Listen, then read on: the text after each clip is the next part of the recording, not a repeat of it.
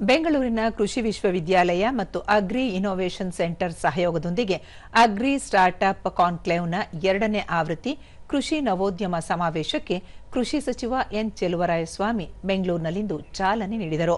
ಈ ವೇಳೆ ಕೃಷಿ ವಿಶ್ವವಿದ್ಯಾಲಯದ ಕುಲಪತಿ ಡಾಕ್ಟರ್ ಎಸ್ವಿ ಸುರೇಶ, ಅಕ್ಷಯ ಕಲ್ಪ ಸಂಸ್ಥೆಯ ಸಂಸ್ಥಾಪಕ ಸುರೇಶ್ ಕುಮಾರ್ ಮತ್ತಿತರರು ಉಪಸ್ಥಿತರಿದ್ದರು. ಇದೇ ಸಂದರ್ಭದಲ್ಲಿ ಕೃಷಿಗೆ ಸಂಬಂಧಿಸಿದ ಆಧುನಿಕ ಉಪಕರಣಗಳನ್ನು ಪ್ರದರ್ಶಿಸಲಾಯಿತು.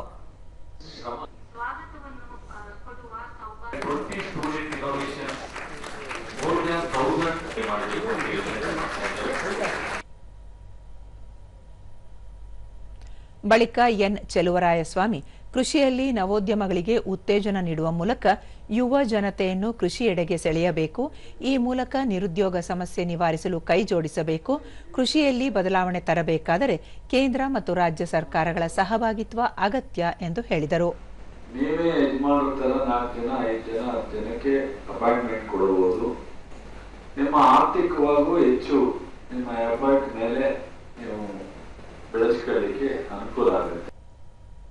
ಕುಲಪತಿ ಡಾಕ್ಟರ್ ಎಸ್ವಿ ಸುರೇಶ್, ದೇಶದಲ್ಲಿ ಹೆಚ್ಚು ಜನರು ಕೃಷಿಯನ್ನು ಅವಲಂಬಿಸಿರುವುದರಿಂದ ಸವಾಲುಗಳನ್ನು ಅರ್ಥೈಸಿಕೊಂಡು ರೈತರ ಸಮಸ್ಯೆಗಳನ್ನು ಬಗೆಹರಿಸಲು ಆದ್ಯತೆ ನೀಡಬೇಕಾಗಿದೆ ಎಂದು ತಿಳಿಸಿದರು. ಕೃಷಿಗೆ ಸಂಬಂಧಿಸಿದಂತ ಸಮಸ್ಯೆಗಳನ್ನು ನಾವು ಪರಿಹರಿಸಲಿಕ್ಕೆ ಅವಕಾಶ ಆಗುತ್ತಾ, ಆ ಸಮಸ್ಯೆಗಳನ್ನ ನಾವು ಪರಿಹರಿಸುವಂತ ನಿಟ್ಟಿನಲ್ಲಿ ಬರುವಂತ ಸವಾಲುಗಳೇನು, ಅದನ್ನ ಯಾವ ರೀತಿ ನಾವು ಎದುರಿಸಬೇಕಾಗುತ್ತೆ, ಅದಕ್ಕೆ ನಮ್ಮ ತಯಾರಿ ಏನು, ಇದ್ರ ಬಗ್ಗೆ ಚರ್ಚೆಗಳು ಅವಶ್ಯಕವಾಗುತ್ತೆ.